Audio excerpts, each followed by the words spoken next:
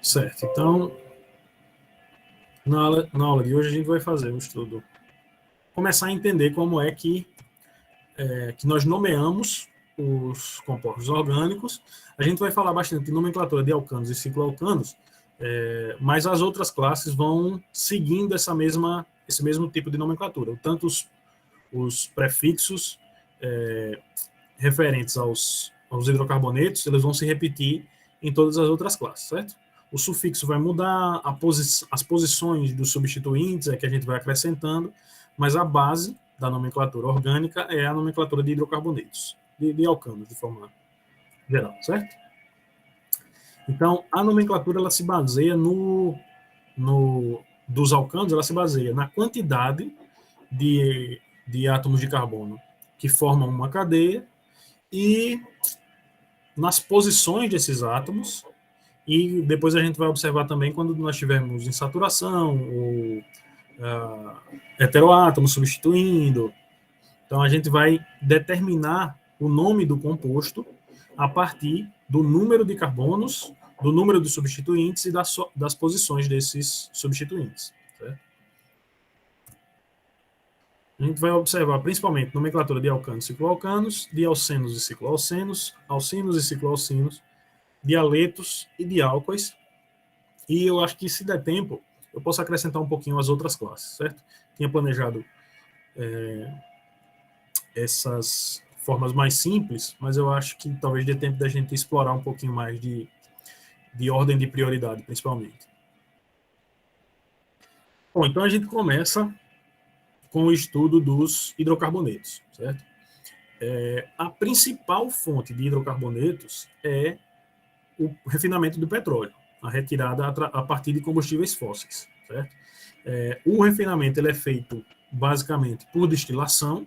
O petróleo bruto ele vai apresentar mais de 500 compostos no craqueamento até 200 graus Celsius. Ele continua sendo um dos produtos mais importantes do mundo por conta da demanda de combustíveis, então gasolina, diesel, principalmente, gás natural. E a gente espera que, dentro em breve, a gente consiga substituir ou pelo menos diminuir o consumo de combustíveis fósseis por diversos motivos, né? O primeiro deles é a mudança climática, né, aquecimento global, mas a gente tem que pensar também que os combustíveis fósseis são uma fonte finita de energia, né? Vai chegar um tempo em que a gente não vai ter mais. Além do fato de a gente estar destruindo o planeta por conta desse consumo tão grande, né? Mas continua sendo ainda a fonte de combustível para indústria e automotores o mais importante. Para a retirada desses compostos do petróleo, né, dos combustíveis fósseis, a gente faz o processo de craqueamento a partir do uso de catalisadores e de altas temperaturas e consegue a faixa de número de carbonos que é usada para combustíveis, certo? Então, a gente tem, na destilação fracionada do petróleo, a gente tem frações que são usadas recebem diferentes nomes e são usadas para diferentes fins. Então, a gente tem os gases de refinaria, que são destilados até 25 graus Celsius, né, até o butano e o isobutano. Depois a gente tem a gasolina leve, que vai de 5 a 12 átomos de carbono, principalmente octanos e isômeros de octano. Depois nafta, depois querosene e diesel. Para cada faixa de temperatura, eu vou ter uma composição em número de carbono, certo? Como a gente viu, quanto maior o número de carbonos, maior a temperatura de ebulição, e aí a coluna de destilação fracionada permite separar, em função dos pontos de ebulição, esses compostos com mais ou menos átomos de carbono, certo? No final vai ter um resíduo sólido, esse resíduo ele pode ser descartado ou existem estudos para tentar reaproveitá-lo, mas ainda continua sendo um problema. Então, a maior fonte de hidrocarbonetos continua sendo o petróleo bruto, certo?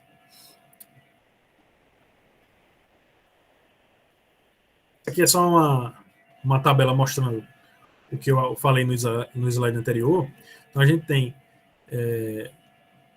diferentes tipos de produtos do petróleo, então de 1 a 4 carbonos, que com a temperatura de fracionamento até 20 graus, em torno de 20 graus, gás natural, gás engarrafado, petroquímicos, tem os de 5 a 6 carbonos, éter de petróleo e solventes, o hexano que a gente usa no laboratório, como solvente apolar.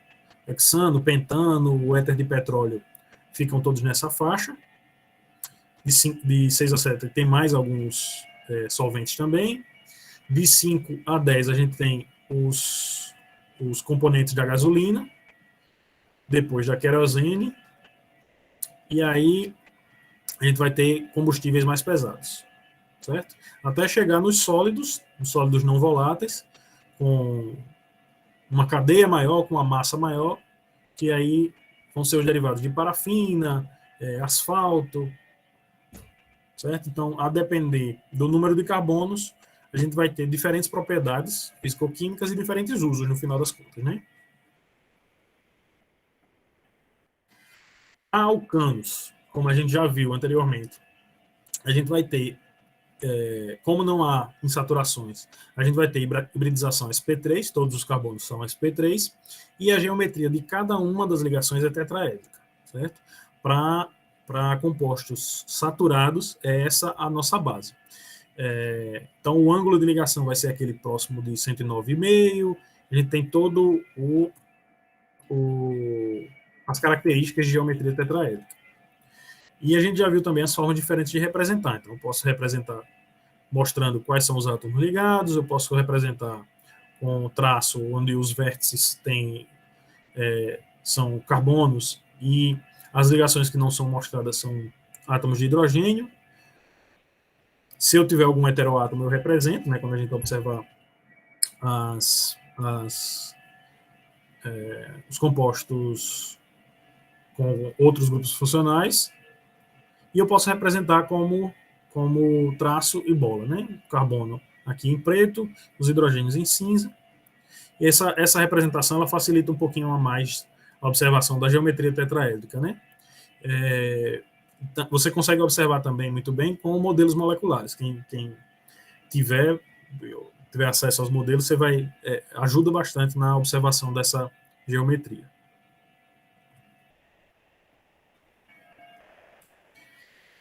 Certo. Dúvidas até aqui? Acho que essa parte é bem inicial, não tem muito segredo não, né? Bom, e aí a gente entra realmente na nomenclatura.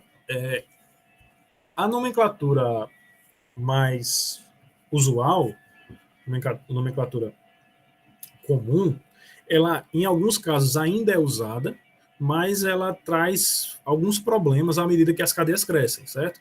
Então, por exemplo, o isobutano, quando eu tenho 4 átomos de carbono, eu tenho a possibilidade de 2 isômeros, né, do alcano. Posso ter o N-butano ou o isobutano. Quando eu tenho pentano, 5 átomos de carbono, isso já cresce. Eu passo a ter o N-pentano, o isopentano, o neopentano, certo? Então, até 5 átomos de carbono, esse tipo de nomenclatura usual ainda é útil, mas à medida que a cadeia cresce, isso se torna um problema bem maior. Então, eu tenho aqui as estruturas do isobutano, do isopentano e do neopentano, com as correspondentes em bola e traço, certo? Então, até aqui, até 5 átomos de carbono, essa nomenclatura usual, ela é útil, certo? Só que a gente vai ver mais à frente que quando a cadeia cresce, isso se torna um problema sério para nomear, beleza?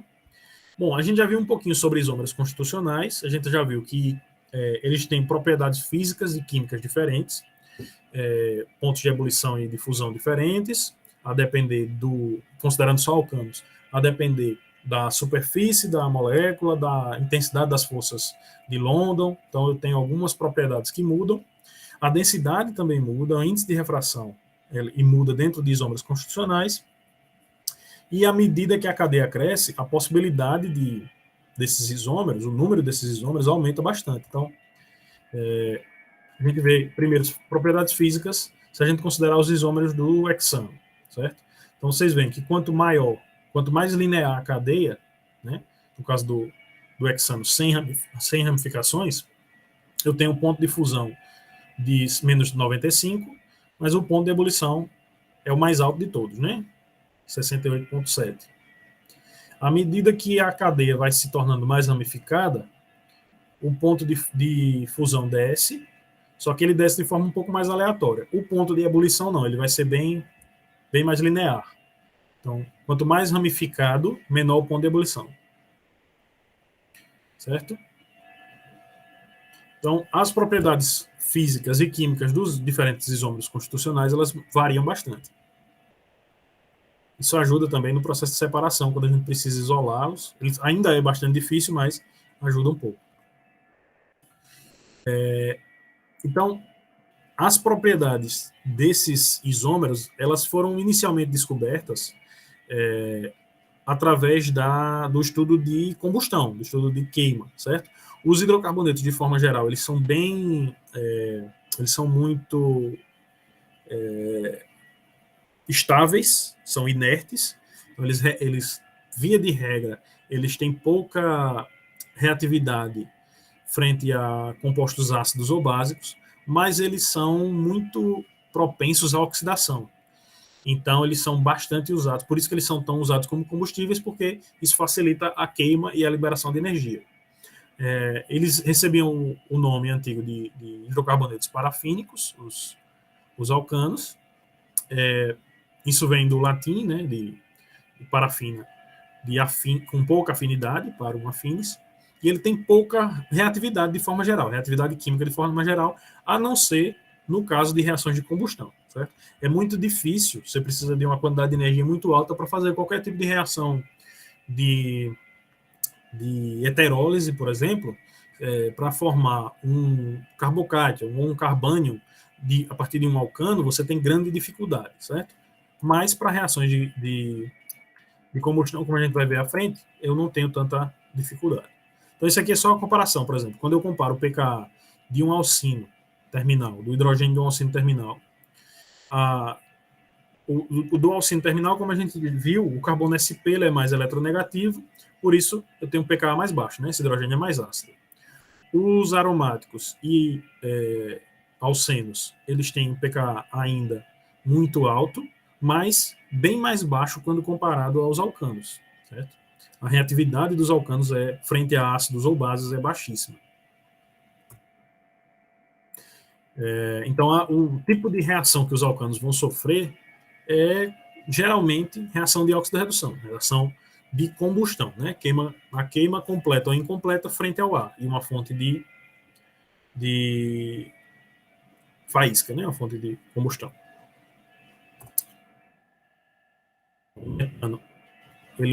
Essa é a maior utilidade, né? A combustão dos hidrocarbonetos ela é uma reação muito isotérmica e gera uma quantidade muito grande de energia, certo?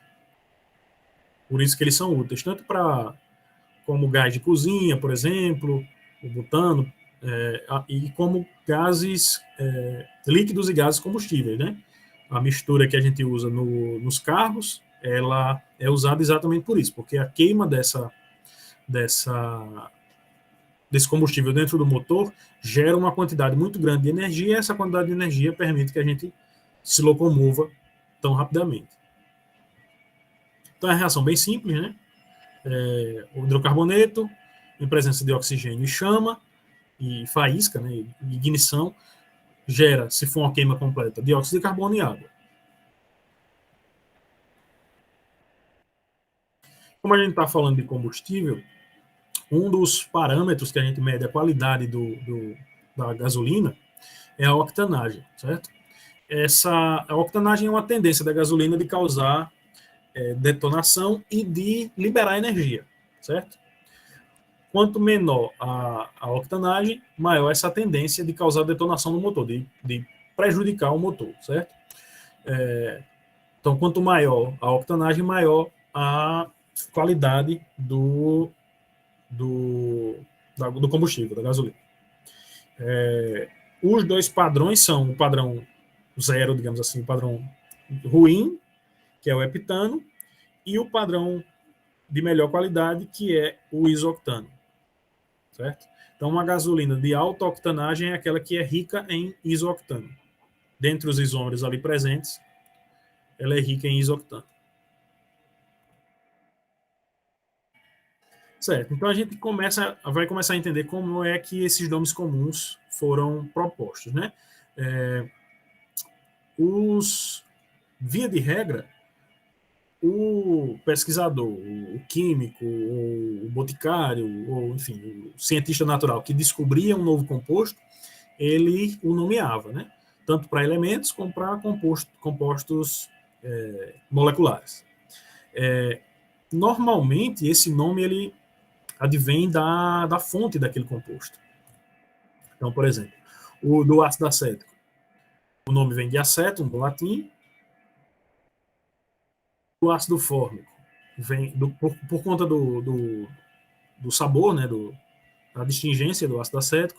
O ácido fórmico vem do latim de formice, que é porque ele é um ácido que as formigas usam como mecanismo de defesa, né? Então, por isso fórmico.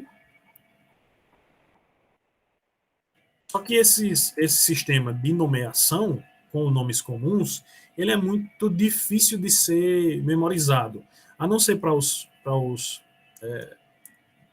materiais de laboratório que a gente usa no dia a dia. É muito fácil lembrar o nome do ácido acético. Mas imagine que para cada metileno que eu acrescentasse aqui, para cada carbono a mais, eu tivesse um nome aleatório para tentar memorizar e usar no meu dia a dia. Seria impraticável, né? Principalmente porque eu tenho a possibilidade de vários isômeros presentes, e aí a nomenclatura ficaria ainda mais confusa.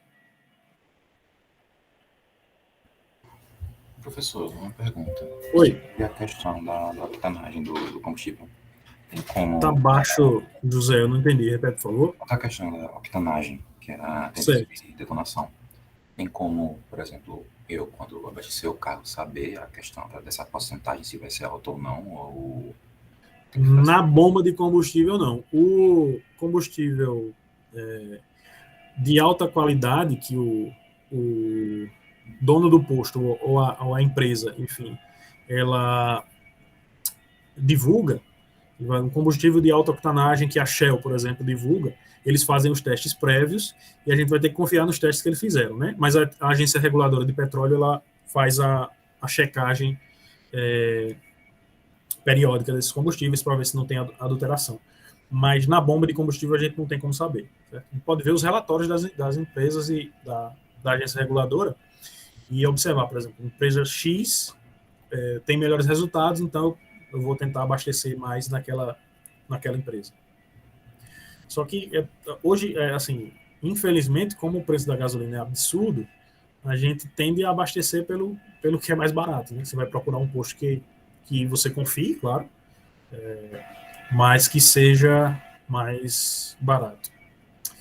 Uma coisa que eu tento fazer é abastecer sempre no mesmo posto, um posto que você já confie, porque se der algum problema, você sabe, se eu tiver um problema com a gasolina, eu sei onde foi, né? Eu abasteço normalmente naquele posto.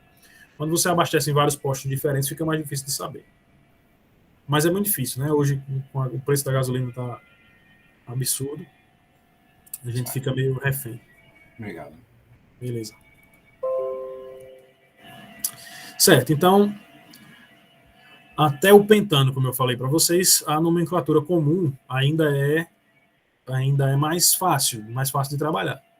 Então, os isômeros do pentano, eu tenho o N-pentano, o N é de normal, quer dizer que a cadeia é linear, sem ramificações, então eu tenho o N-butano, o N-pentano, o N-hexano. Eu tenho o isopentano, com a metila na posição 2, ainda fácil de lembrar. E eu tenho o neopentano, onde eu tenho um carbono quaternário. Tem uma cadeia de 3 átomos de carbono, cadeia principal de 3 átomos de carbono, tanto faz essa ou essa, e 2 metilas na posição 2. Certo? Então, tranquilo. Até o pentano, eu tenho 3 isômeros, eu consigo lembrar tanto o nome como a estrutura. N-pentano, isopentano, neopentano. Não é nenhum problema. Mas quando eu cresço um pouquinho a cadeia, por exemplo, o octano, ele tem 18 isômeros. Certo? Então vai ficar muito mais complicado de eu lembrar do nome de todos esses compostos. A gente usa, eu uso como solvente, por exemplo, o isopentano no laboratório, o isoctano no laboratório, e a gente lembra do nome, tanto do nome como da estrutura, porque eu uso mais rotineiramente e porque por conta da gasolina também, você acaba associando. Mas imagine, para um único número de carbonos, eu ter que lembrar 18 nomes diferentes, aleatórios, sem nenhuma organização fixa, né? Então é muito complicado. E à medida que essa cadeia cresce, isso vai ficar cada vez mais complicado. E aí que foi desenvolvido o sistema de nomenclatura da IUPAC, certo? A IUPAC é a União Internacional de Química Pura e Aplicada, né? International Union of Pure and Applied Chemistry. E ela é responsável, dentre outras coisas, em estabelecer o nome a sistematização dos nomes de compostos orgânicos, certo? Então, quando você descobre um novo composto, um derivado você isola um novo composto de uma planta, você isola um novo composto de origem animal. Normalmente você nomeia esse composto com um nome próprio de, sei lá, uma homenagem à cidade o local onde nasceu, o local onde aquele composto foi isolado. Uma homenagem ao orientador, aos pais, enfim. Você pode nomear o composto com base afetiva ou geográfica, mas esse composto também precisa ter um nome IUPAC, certo? Precisa ter um nome sistemático. Então, para alcanos, eu tenho um prefixo específico, que depende do número de carbonos, certo? E o sufixo ano. Vocês já estão acostumados a ver isso, né? Para não ramificados. Quando eu tenho ramificação, eu vou apontar onde a ramificação acontece. Os prefixos acima, eles não fazem parte desse sistema, certo? N, iso e neo são prefixos usados para nomes comuns. Então, eu tenho, por exemplo,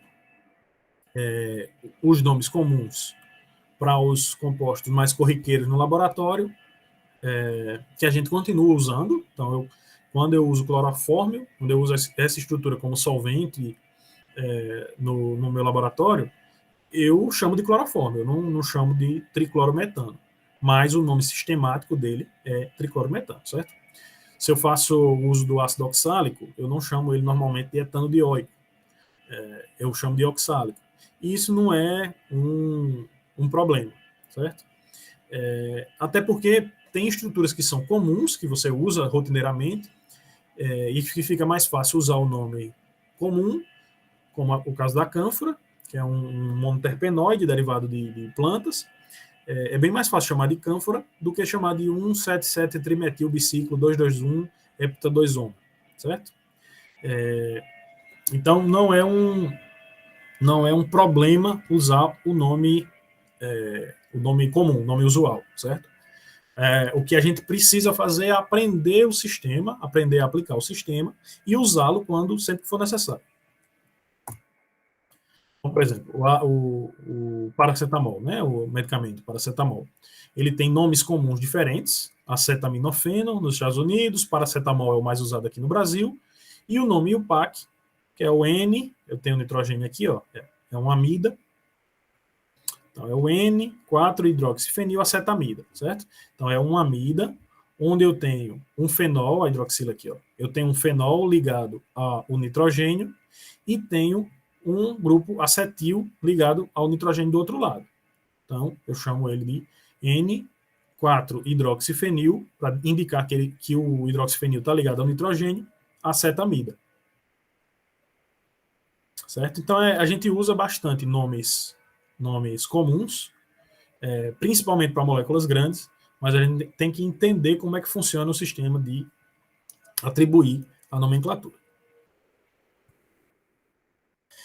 Aqui, o paracetamol, ele é uma estrutura ainda pequena, mas imagine tentar usar corriqueiramente o nome de uma estrutura com 40 carbonos, por exemplo. Fica bem mais complicado, é mais fácil usar o nome comum, mas a gente precisa entender como é que funciona essa UPAC. Então, eu tenho os prefixos fixos, né, para o número de carbonos, então met, et, prop, but, pent, hexa, hex, hept, oct, non e dec, certo? De 1 a 10. Quando a cadeia cresce, aí eu vou ter, de 10 a 20 átomos de carbono, decano, então 1 decano, dodecano, tridecano. Com 20 átomos de carbono é o icosano, e a partir de 20 eu vou nomeando sempre a depender do número de carbonos, o número, a última unidade aqui, e relacionando com a dezena, certo? Então, se eu tenho 20 átomos de carbono, vai ser N-cosano, docosano, tricosano. O sufixo que determina a casa dos 20 é o cosano, certo? Se eu tenho 30, aí passa a ser contano, triacontano, triacontano, do triacontano. Se é 40, tetracontano, e assim por diante, certo? Então, a gente tem prefixos e sufixos específicos a depender do número de carbonos. Tranquilo até aqui?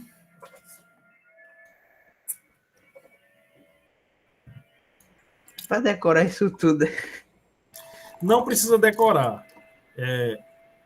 O que a gente vai fazer é treinar bastante, e tem coisa que vai ficar na sua cabeça, pelo menos. De até 10 átomos de carbono, é bem tranquilo, né? Até o decano é tranquilo. De 10 a 20, vai ser 1 decano, dodecano, tridecano, tetradecano, então também é bem tranquilo. A partir de 20 fica um pouquinho mais complicado, certo? Mas, de novo, treinando, vocês vão ver que é só repetição, não tem segredo, não. O que complica, assim, quando começa a ter biciclo, quando começa a ter muitos biciclo, triciclo, quando começa a ter muitos grupos funcionais, aí fica um pouquinho mais complicado. Mas para hidrocarboneto, a nomenclatura é tranquila. Certo, então para alcanos lineares, como eu falei para vocês, eu vou ter os prefixos, né? Et, prop, but, por exemplo, para 1, 2, 3 e 4 átomos de carbono.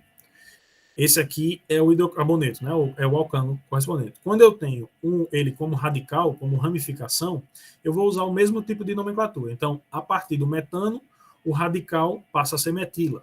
A partir do etano, o radical passa a ser etila.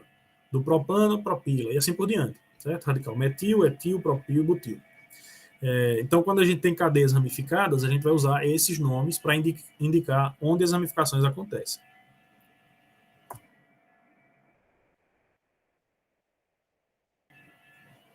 Certo, então, quando eu tenho cadeias lineares, fica mais fácil. É só dizer o número, colocar o prefixo do número de carbonos e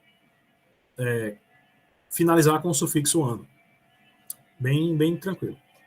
Quando eu tenho ramificações, aí a gente vai ter que começar a mostrar onde essas ramificações acontecem e quais os nomes atribuídos a cada ramificação.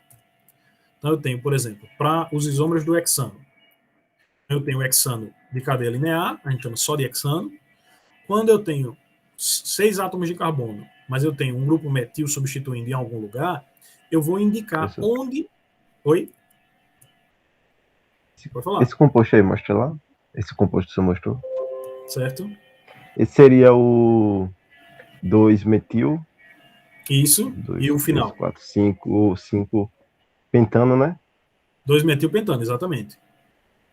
Exatamente, é isso mesmo. Então você vai localizar onde a ramificação acontece, atribuir o nome daquela ramificação específica e escolher qual é a cadeia principal. A cadeia principal vai ser a cadeia mais longa, que dá o menor número para as ramificações, certo? Então, por exemplo, a cadeia principal aqui, a mais longa, vai ter 5 átomos de carbono. Tanto faz eu começar dessa metila, como dessa metila vai ter sempre 5 átomos de carbono. Só que eu posso por engano, começar dessa metila aqui. Em vez de ter o 2-metilpentano, eu teria o 4-metilpentano, certo? Aí esse nome está errado. Eu tenho que atribuir o menor número possível para a ramificação. Você vai escolher a cadeia carbônica mais longa. Ela deve ter o nome IUPAC específico para aquela cadeia. Vai ficar no final do nome do composto. Identificar os substituintes. É um grupo etil, metil, butil, isopropil. Então eu tenho o substituinte metil, como a gente já mostrou aqui. Vou enumerar a cadeia principal, como eu falei, né? Eu começo a enumerar do carbono mais próximo da ramificação, e aqui eu tenho 2-metilpentano, certo? Então, para cadeia simples, a gente vê que não tem problema nenhum. À medida que a complexidade da cadeia aumenta, aí a gente começa a ter que tomar mais cuidado, principalmente para saber qual é a cadeia principal e de onde começar a enumerar, certo? Se você descobre qual é a cadeia principal, dificilmente você erra o nome do composto. A gente vai ver isso mais à frente. Então, por exemplo, eu tenho aqui, quando eu tenho na posição 2, eu tenho um substituinte na posição 2. Se eu começar daqui, numerar daqui ou daqui, vai dar o mesmo número, vai dar o mesmo nome, não tem problema. Quando eu tenho um substituinte que está numa posição diferente da 2, aí eu tenho que tomar mais cuidado, quando é um único substituinte, né? Então, por exemplo, se eu começar a numerar a cadeia daqui, e colocar aqui, se fosse um 2-etil, certo? Eu colocasse 1, 2, 3, 4, 5, 6, vejam que eu diria que isso aqui é um 2-etil hexano, só que eu não escolhi a cadeia mais longa. Beleza? Então, lembre-se, independente da forma como o composto está descrito no papel, vocês vão escolher a cadeia mais longa, né? A cadeia principal. Cadeia mais longa, hexano, substituinte metil, posição 2. Cadeia mais longa, heptano, substituinte metil, posição 3. Certo? É isso aqui que talvez comece a confundir um pouco. Mas vocês vão ver que encontrando a cadeia principal encontrando a cadeia principal certa, o resto é mais tranquilo. Quando eu tenho mais de um substituinte, aí eu vou começar a trabalhar um pouquinho mais. Então, por exemplo, se eu tiver 2 substituintes no mesmo carbono, eu vou enumerar, começar a enumerar do carbono mais próximo da ramificação. Então, aqui eu tenho 1, 2, 3, e não 1, 2, 3, 4. Começa a numerar daqui. Eu tenho 2 substituintes. Então, eu tenho o 3-etil, 3-metil-hexano. Certo? Aí, nesse caso aqui, a gente faz, se eu tiver na dúvida, qual é que eu tenho um grupo etil e um grupo metil. Qual é o que vem primeiro no nome? Aí a gente faz por ordem alfabética. O E vem antes do M, então o etil no nome vem antes do met. Tranquilo? Se eles estiverem em carbonos diferentes e os substituintes forem iguais, aí eu vou colocar o menor número possível para qualquer um dos dois, já que eles são iguais, né? Nesse caso aqui, de onde eu começar vai dar sempre o mesmo nome. Se eu começar daqui, daqui, daqui ou daqui, sempre vai dar o mesmo nome. 2, 3, dimetilbutano. Quando os substituintes são iguais, aí eu vou usar o prefixo di, ou se forem 3, tri, se forem 4, tetra, e assim por diante. E aí eu numero a cadeia, digo onde estão os substituintes e coloco o prefixo com o número dos substituintes. Então, se eu tenho 2, dimetilbutano. Se eu tenho 3, trimetilbutano, ou pentano, desculpem, trimetilpentano, e aí eu digo onde eles estão, 2, 3, 4. Se eu tenho hexano, 2, 2, 4, 4, tetrametilhexano. Certo? Então a gente vai sempre numerar, primeiro escolher a cadeia principal, enumerá-la a partir da extremidade que dá o menor número aos substituintes, e aí dizer onde estão os substituintes, certo? Outra coisa. Lembrem-se que em língua portuguesa a gente não tem uma consoante precedendo um H, por isso que o hexano aqui está sem H, certo?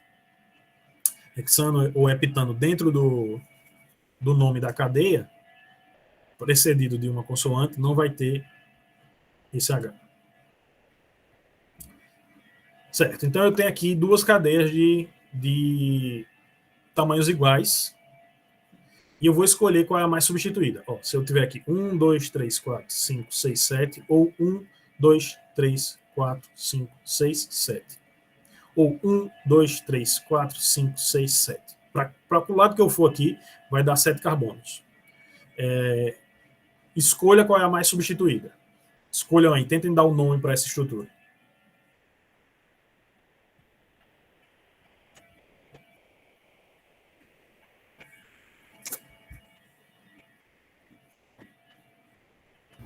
No caso seria 2,3-metil, 4 propila. 4 propila. Não sei, 1, 2, 3. aqui, 5. 2,3-metil. 1, 2, 3, trimetil.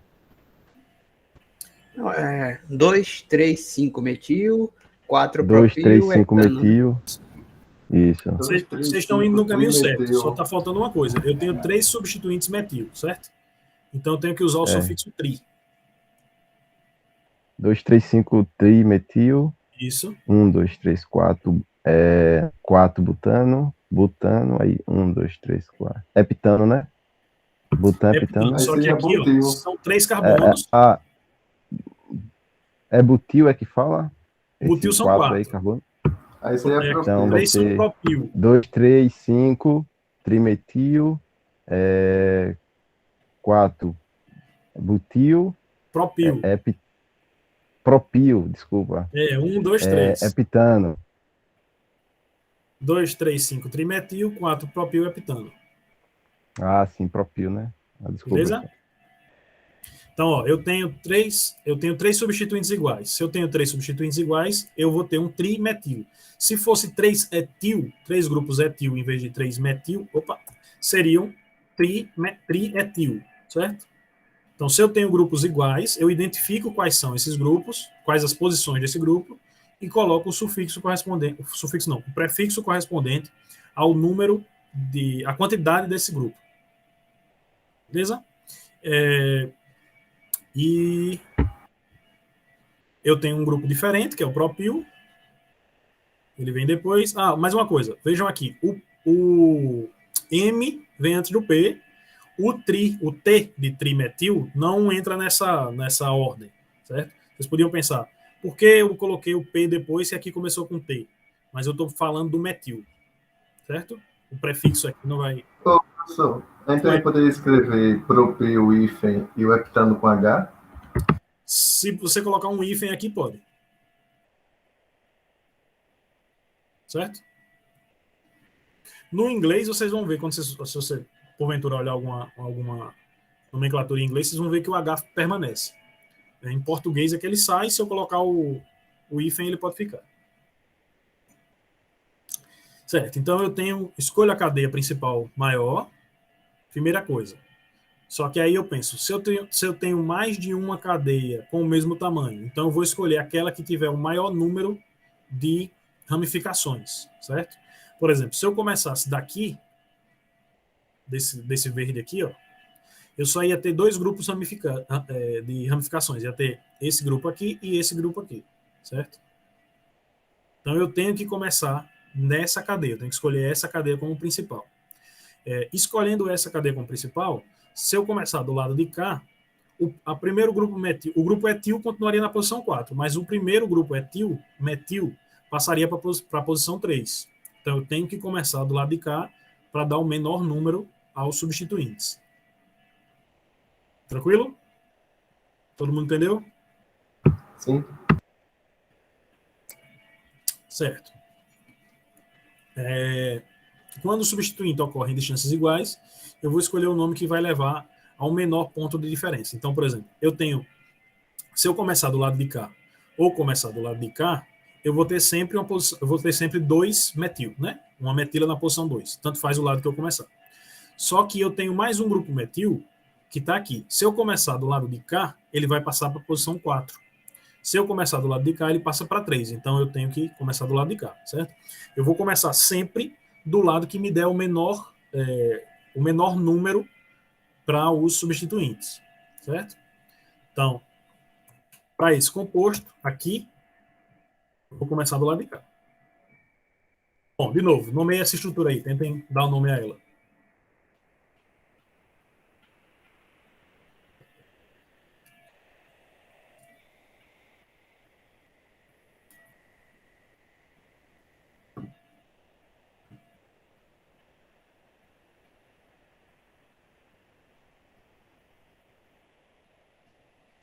Dois, três, quatro, sete, oito, pentametil, nonano.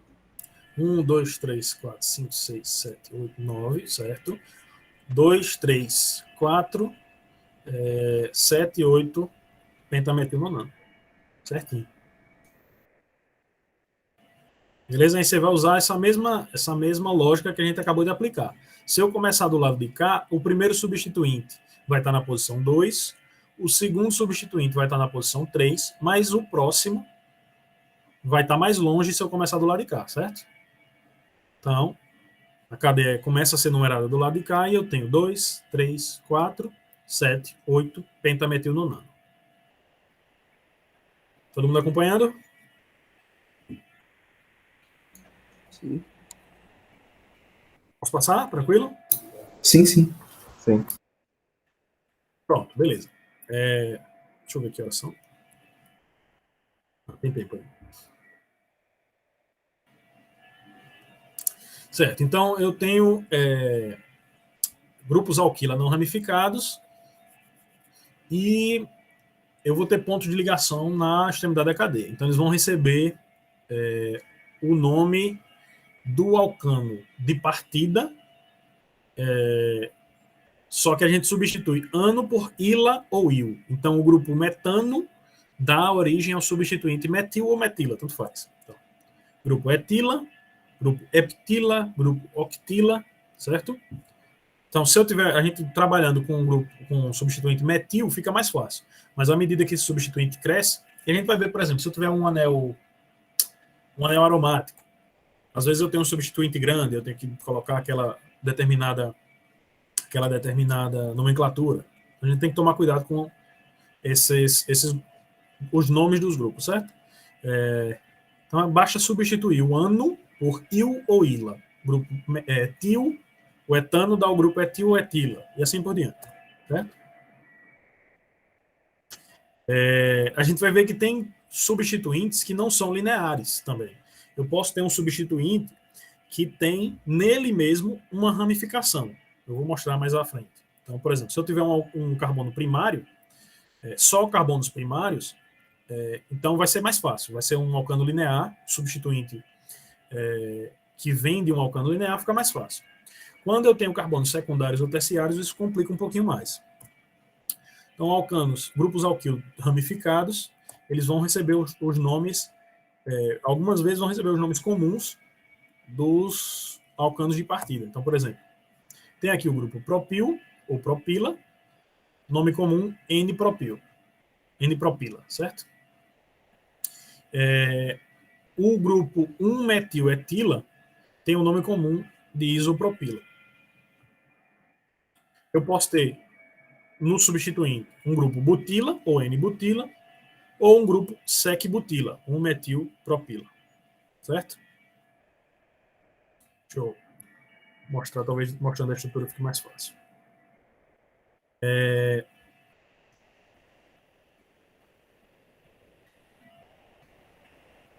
Então, se eu tiver, por exemplo,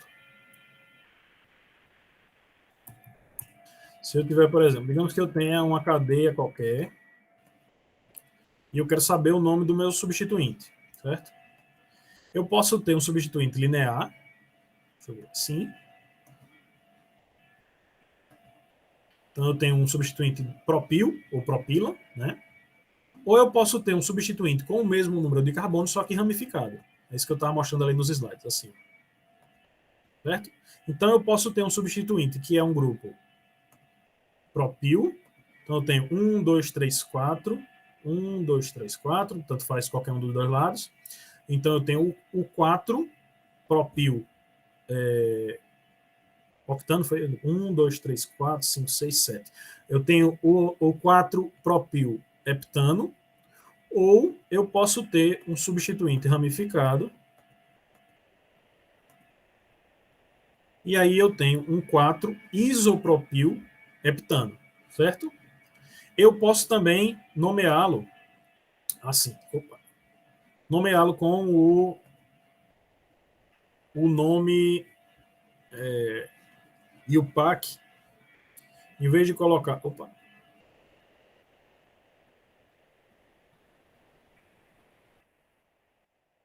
Em vez de colocar isopropila, que é o nome comum, o nome IUPAC vai ser 1-metil-etila, certo? E aqui eu faria ou isopropil heptano ou 1-metil-etil heptano.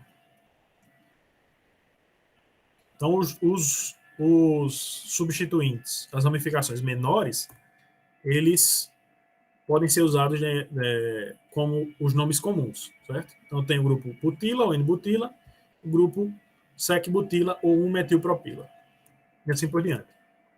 Tenho 2-metilpropila ou isobutila, eu tenho o 1-dimetil-etila ou tercibutila. Então, é muito comum ver nomenclatura de álcool, por exemplo. Nomenclatura comum, esse grupo aqui, com o carbono, com um grupo tercibutil, se eu colocar um hidroxila aqui, ele vira o ácido tercibutílico, certo? Eu tenho ainda o grupo 2,2-dimetilpropil, que é o neopentila, certo? Derivado da nomenclatura comum. Quando vocês observarem o nome IUPAC, vocês vão ver o nome do grupo que está aqui em cima, certo? Propila, 1-metil-etila, butila, 1-metilpropila. Mas no nome comum você pode ver uma mistura dos dois. Sec-butila, por exemplo, grupo, sei lá, 4-sec-butil decano, por exemplo. Isso vai depender do tipo da estrutura.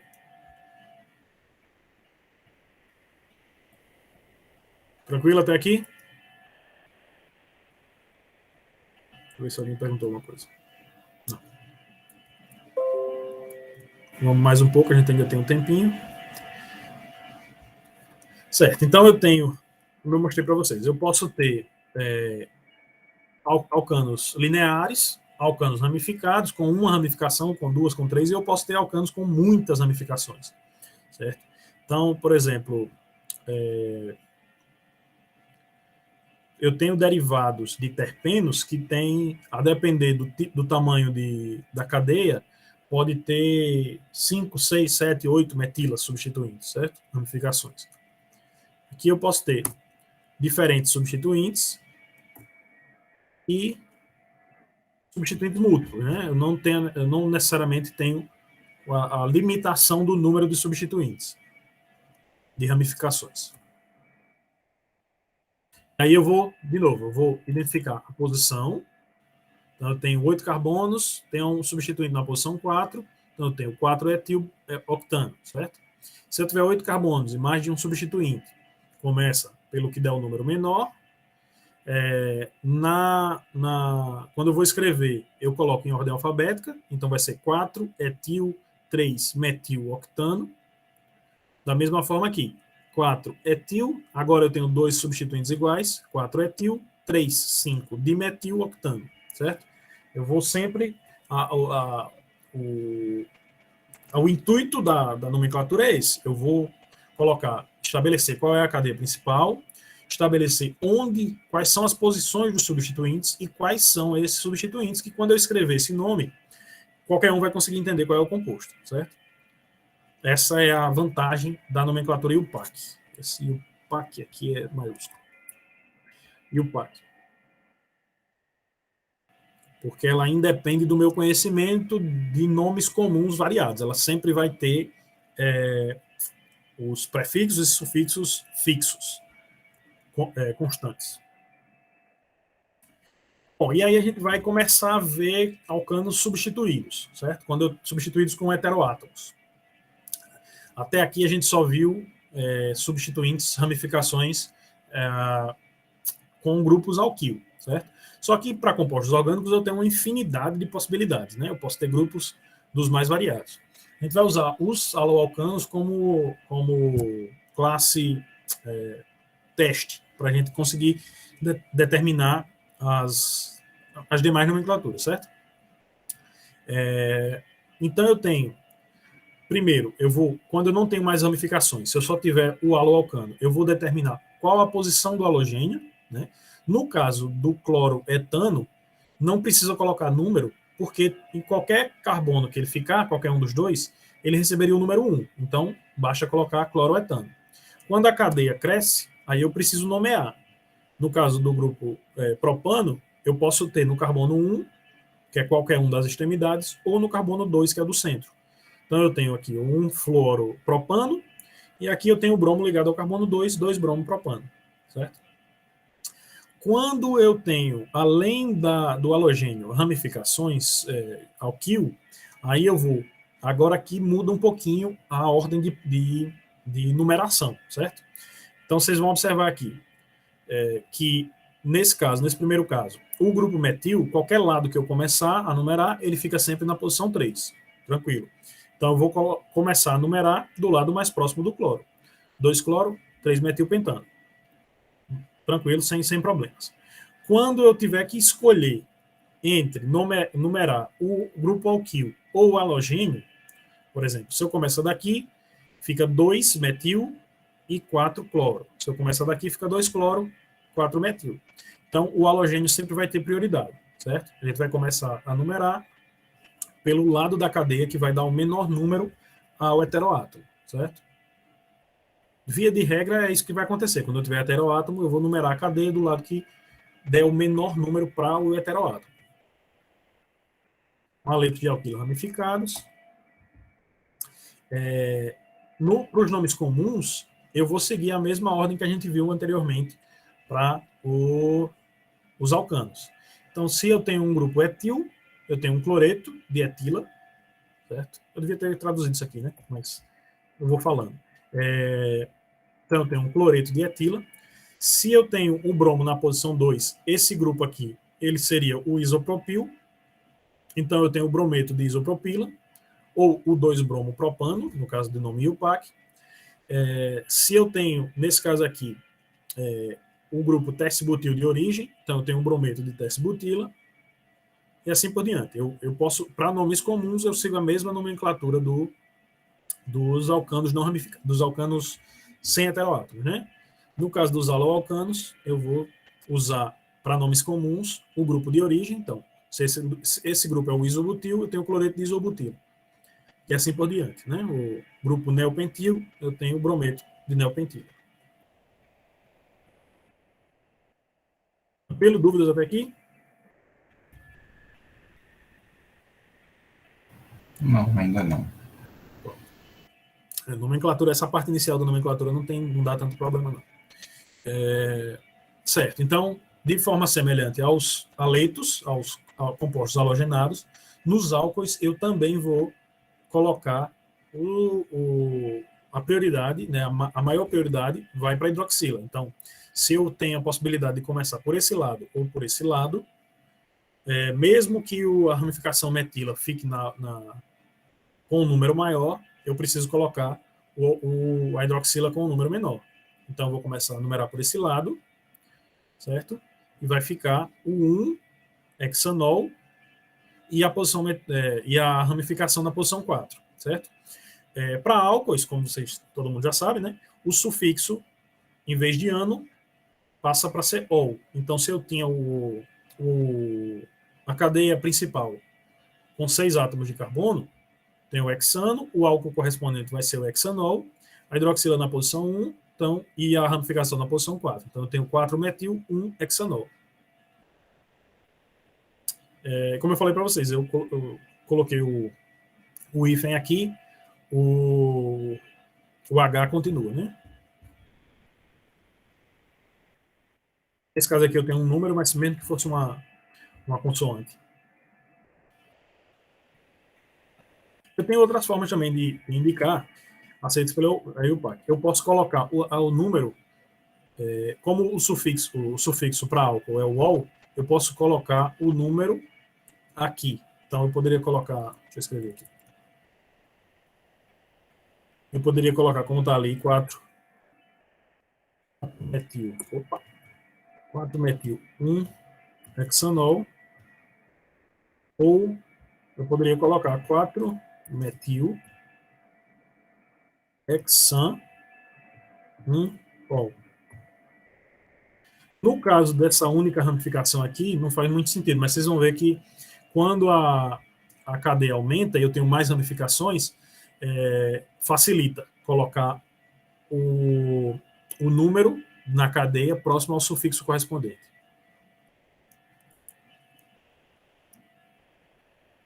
Então, álcoois, sufixo ol, eu coloco a ramificação, posição da ramificação, a hidroxila leva o menor número, e aí eu começo a numerar a cadeia. Acho que eu já falei isso, né? A cadeia mais longa que contém a hidroxila, vou enumerar a cadeia de forma a colocar a hidroxila com o menor número possível. 1-propanol, 2-butanol, 4-metil 1-pentanol. Eu já tinha escrito isso, né? Certo. Então, essas duas nomenclaturas aqui, eu posso tanto colocar o 1 antes do pentanol, da cadeia principal, como posso colocar no álcool. Certo? Isso é bastante útil quando a gente vê compostos insaturados, por exemplo. As duas formas estão corretas? As duas formas estão corretas, Só que essa forma de baixo ela é mais útil quanto mais ramificada ou quanto mais grupos diferentes tiver a cadeia, mais útil fica essa última forma aqui. Eu, por exemplo, se eu tivesse uma ramificação, eu teria, em vez de an, eu teria en, né, de alceno. E aí eu teria que colocar também onde é a ramificação. Ou a ramificação não, a insaturação.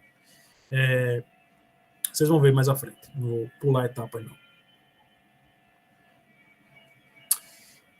Certo, então,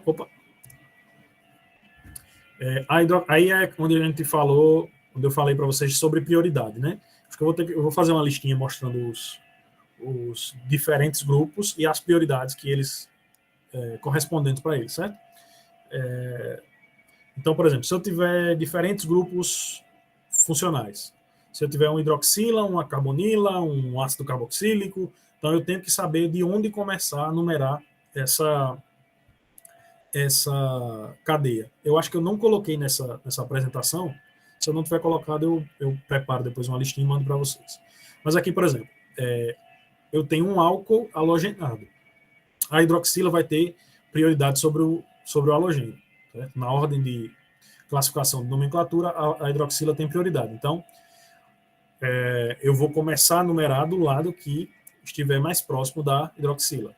Então, eu tenho o 3-cloro, 1-propanol, ou 3-cloro-propan-1-ol, e não o 1-cloro, 3-propanol, certo? Mesmo que eu tenha mais de uma ramificação, a hidroxila ainda tem prioridade. Então, se eu começar a numerar daqui, eu teria 2 metilas com um número menor, não importa. A hidroxila tem prioridade. Então, a nomenclatura vai ser hidroxila na posição 2, metilas, ou grupos metil, na posição 4, então eu tenho 2 grupos metil, então o nome vai ser 4,4 de metil 2-pentanol, certo? Então, quando a gente introduz grupos funcionais, heteroátomos, a gente tem que, para estabelecer a ordem de numeração, eu tenho que determinar qual é o grupo de maior prioridade. Beleza? Dúvidas até aqui?